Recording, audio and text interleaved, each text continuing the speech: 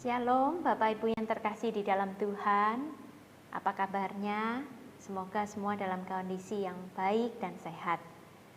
Mari kita kembali merenungkan firman Tuhan. Sebelumnya kita akan berdoa terlebih dahulu. Mari kita berdoa. Bapa yang baik, kami siap untuk bersaat teduh, mendengar firman Tuhan. Dan biarlah Roh Kudus Tuhan menolong kami untuk kami bisa mengerti akan firman-Mu, dan kami juga mensyukuri untuk firman yang selalu diberitakan buat kami. Terima kasih Tuhan, biarlah hati kami selalu taat dan mau berjuang untuk melakukan firman-Mu. Dalam nama Tuhan Yesus kami berdoa. Amin. Bapak Ibu, pasti pernah mendengar tentang cerita rakyat Malin Kundang. Nah, Bapak Ibu, legenda ini menceritakan seorang ibu janda yang mempunyai satu orang anak laki-laki yang bernama Malin Kundang. Cerita ini berasal dari Kota Padang, Sumatera Barat. Nah, keluarga ini adalah keluarga yang miskin, susah begitu ya. Jadi hidup mereka pas-pasan. Nah, lalu suatu ketika beranjak dewasa, Malin Kundang ini minta izin kepada ibunya untuk merantau, pergi ke kota. Karena waktu itu ada kapal besar yang berlabuh di daerah mereka tinggal, di desa mereka. Lalu Malin Kundang pergi ke kota. Dan singkat cerita, bertahun-tahun ibunya menunggu, tidak kunjung datang, tidak memberikan kabar.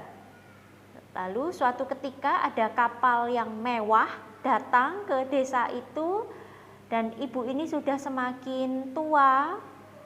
Lalu dia berharap kalau itu adalah kapal yang dinaikin oleh anaknya, Malin Kundang. Dan ternyata dia memang sudah mendengar kabar bahwa Malin Kundang menikah dengan seorang putri bangsawan, ya pasti orang kaya begitu ya. Lalu ketika kapal itu datang, ibu itu dengan hati yang gembira menyambut, dan benarlah Bapak Ibu, Malin Kundang turun dari kapal itu dan dia sangat malu ketika ibunya itu memeluk dia. Saking senangnya ibunya tidak melihat apa-apa ya, dia memeluk anaknya, dia bilang, iya kamu benar Malin Kundang, kenapa kok kamu itu tidak memberi kabar, ibu ini cemas, mungkin seperti itu ya. Lalu Malin Kundang yang bersama dengan istrinya malu kan melihat, loh ini ibumu kok tua begini, jelek begini, kamu bohong ya, kamu bilang ibumu itu seorang bangsawan, orang konglomerat gitu, orang yang kaya. Wah, karena malu, Malin Kundang akhirnya ditendangnya ibunya sendiri, lalu dia meninggalkan ibunya. Dan ketika itu ibunya berdoa, gitu ya, dia berdoa bilang kalau itu bukan Malin Kundang ya sudah saya minta maaf begitu ya. Tetapi kalau dia itu Malin Kundang, tolong keadilanmu. Nah, singkat seperti itulah kurang lebihnya ya. Lalu ketika kapal yang Malin Kundang tumpangi itu mau kembali begitu ya, tiba-tiba ada badai dan menghantam kapal itu sampai pecah begitu ya. Dan serpihan-serpihan kapal itu mendarat ke pantai yang di dekat desa dari Ibu Malin Kundang itu, dan ada satu bongkahan batu yang dipercaya oleh masyarakat di sana bahwa itu adalah tubuh Malin Kundang. Nah, Bapak Ibu, cerita ini ada pesan moralnya, yaitu anak ini, Malin Kundang ini dikenal sebagai anak yang durhaka begitu ya, tidak menghormati, tidak mengasihi ibunya ya, bahkan tidak mengakui ibunya karena malu ya, ibunya miskin. Nah, Bapak Ibu, menghormati dan berbakti pada orang tua ini sesungguhnya adalah sebuah perintah ya, bukan pilihan. Karena itu mari bersama-sama kita mau melihat bagaimana firman Tuhan menyoroti bagian ini. Kita tahu bahwa di dalam Keluaran pasal 20 ayat 12 yang kita kenal dengan hukum yang kelima, yang berbunyi, hormatilah ayahmu dan ibumu supaya lanjut umurmu di tanah yang diberikan Tuhan Allahmu kepadamu. Bapak Ibu, hal pertama yang menarik dari perintah kelima ini, yang pertama, 4 hukum yang pertama yang kita tahu ya berbicara tentang relasi kita dengan Allah, hubungan vertikal. Dan 6 hukum berikutnya berbicara tentang relasi kita dengan sesama, yaitu hubungan horizontal. Nah, hubungan horizontal ini dimulai dengan perintah, hormatilah ayahmu dan ibumu. Artinya perintah ini perlu mendapat perhatian khusus. Nah, lalu yang kedua, keunikan atau keistimewaan dari bentuknya. Kalau kita perhatikan, perintah ini tidak menggunakan kata larangan seperti perintah yang lain. Jangan, ya, jangan mengucapkan saksi dusta. Jangan menyebut nama Tuhan Allahmu dengan sembarangan, jangan mencuri, seperti itu, dan seterusnya. Melainkan menggunakan kata perintah yang bermuatan positif. Nah, di bagian pertama, yang 4 hukum vertikal tadi, ada satu juga yang menggunakan kata seperti ini, atau kalimat perintah yang bermuatan positif, yaitu di hukum yang keempat. Ingatlah dan kuduskanlah hari Sabat. Nah, bagian yang kedua yaitu perintah yang kelima ini.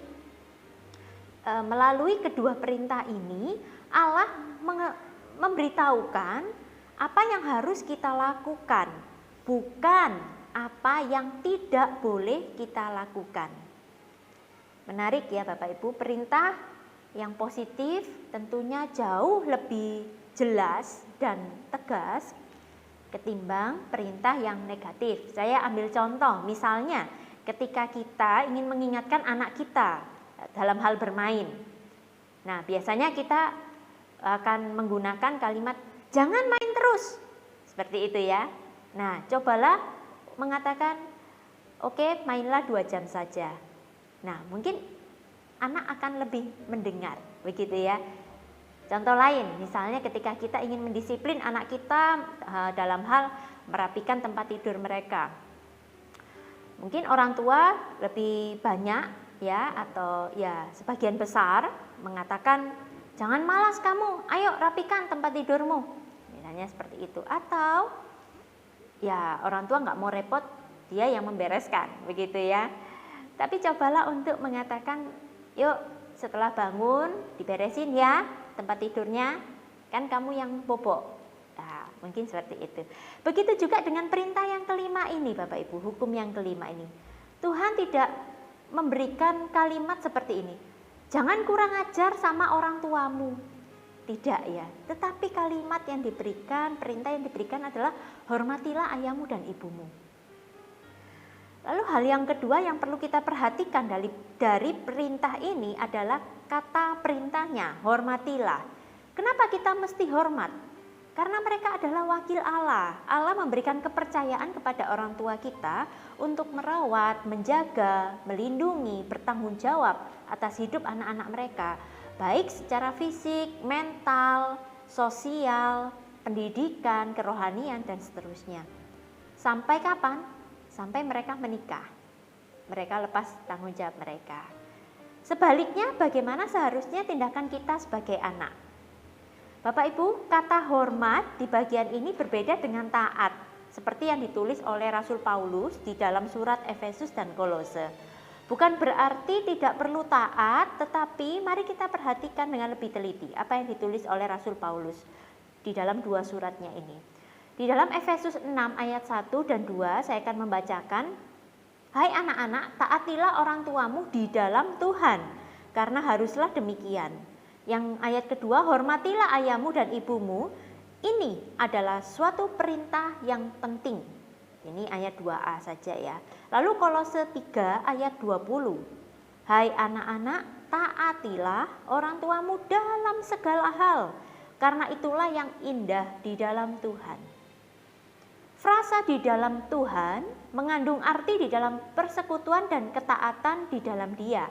Artinya kita dan orang tua kita adalah orang-orang yang hidup di dalam Tuhan, percaya, beriman, dan hidup takut akan Tuhan. Begitu juga yang ditulis di surat Kolose, dalam segala hal, yang berarti segala hal di dalam ranah kebenaran. Lalu muncul pertanyaan, bagaimana bila orang tua kita ini bukan anak Tuhan, tidak hidup di dalam Tuhan, apakah kita harus menghormati mereka? Saya teringat kisah para rasul 5 ayat 29 mencatat ketika Petrus dan para rasul di hadapan Mahkamah Agung karena mereka dilarang untuk menginjili, mengabarkan Injil Yesus Kristus. Petrus dan rasul-rasul itu menjawab, kita harus lebih taat kepada Allah daripada manusia. Bapak Ibu, bagian ini juga dapat menjadi pelajaran buat kita ketika kita diperhadapkan dengan orang tua yang belum di dalam Tuhan. Bagaimanapun mereka adalah orang tua kita. Jika mereka belum hidup di dalam Tuhan, kita yang sudah percaya dan diubahkan mencoba untuk menginjili dan mengarahkan mereka pada jalan Tuhan. Lalu hal yang ketiga yang perlu kita perhatikan adalah kalimat selanjutnya. Ada sebuah janji, yaitu berkat. Di hukum yang kelima, supaya lanjut umurmu di tanah yang diberikan Tuhan Allahmu kepadamu. Bagi umat Israel, janji ini sangat dinanti-nantikan. Tanah yang diberikan yaitu tanah perjanjian, tanah Kanaan. Bukan hanya itu, bangsa Israel di dalam perintah yang kelima ini melihatnya sangat sentral, vital, karena bukan saja berkat bagi mereka yang menaati, tetapi juga ada kutuk bagi yang durhaka. Seperti halnya yang ditulis di Amsal pasal 20 ayat 20 yang mengatakan, siapa mengutuki ayah atau ibunya, pelitanya akan padam pada waktu gelap. Artinya berkat tidak akan datang dalam hidup seorang anak yang durhaka. Bapak Ibu, menghormati, mengasihi, dan menaati orang tua adalah satu paket yang Tuhan perintahkan bagi kita yang masih menyandang sebagai status anak. Namun tidak dapat dipungkiri dengan kemajuan zaman memberikan pengaruh yang cukup besar termasuk dalam sikap dan perilaku kita terhadap orang tua. Bapak Ibu, di dalam perenungan saya mengenai topik ini timbul sebuah pertanyaan, tidak sulit sih mengasihi orang tua yang begitu baik, berkorban, sangat mengasihi anak-anaknya, bahkan mati-matian untuk anak-anaknya. Tetapi bagaimana dengan orang tua yang sebaliknya? Mereka yang mengabaikan anaknya, tidak peduli. Bagaimana dengan orang tua yang seperti itu? Tentunya tidak mudah sekali ketika kita harus mengasihi mereka atau menghormati mereka.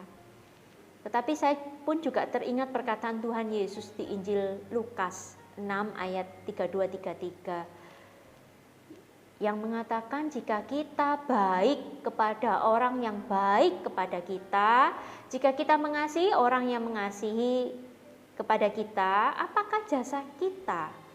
Orang berdosa pun juga melakukan demikian. Bapak Ibu, memang butuh anugerah Tuhan untuk bisa melakukan perintah ini. Kita menghormati orang tua kita bukan karena mereka sudah berjasa, merawat, menyekolahkan, memenuhi kebutuhan kita, tetapi kita menghormati mereka karena mereka adalah orang tua kita. Betapapun buruk karakter mereka, pekerjaan yang tidak terpandang, tutur kata mereka yang kasar mungkin, tidak ada yang bisa dibanggakan dari diri mereka, tapi mereka tetaplah orang tua kita. Seperti kepada Tuhan. Bukan karena Tuhan sudah berbuat ini dan itu, maka saya menghormati Dia. Tidak, bukan. Tetapi semata-mata karena Dia adalah Tuhan. Inilah kasih yang sejati. Bapak Ibu, perintah Tuhan ini tidak memiliki syarat. Tuhan tidak meminta menghormati orang tua kita kalau mereka baik kepada kita. Tetapi dalam kondisi apapun, Tuhan ingin kita sebagai orang percaya menghormati, mengasihi, dan menaati orang tua kita sampai mereka tutup usia. Kiranya Tuhan memampukan kita. Amin. Mari kita berdoa. Benar Tuhan, kiranya firman-Mu ini boleh kami hidupi. Dan Tuhan, mampukan kami. Sungguh kami membutuhkan anugerah Tuhan. Ampuni kami ketika kami menjadi anak, kami tidak hormat, kami seenak kami sendiri, kami merasa lebih pintar dari orang tua kami. Dan ampuni kami Tuhan ketika kami tidak memandang mereka dengan kasih. Kami menuntut mereka memberikan standar menjadi orang tua yang ideal. Tolonglah kami Tuhan supaya kami boleh sadar dan kami juga tetap menjadi berkat dan teladan hidup, di mana ketika kami percaya kepada Tuhan, kami memiliki karakter seperti Tuhan. Tolonglah kami Bapa, demi nama Tuhan Yesus kami berdoa. Amin.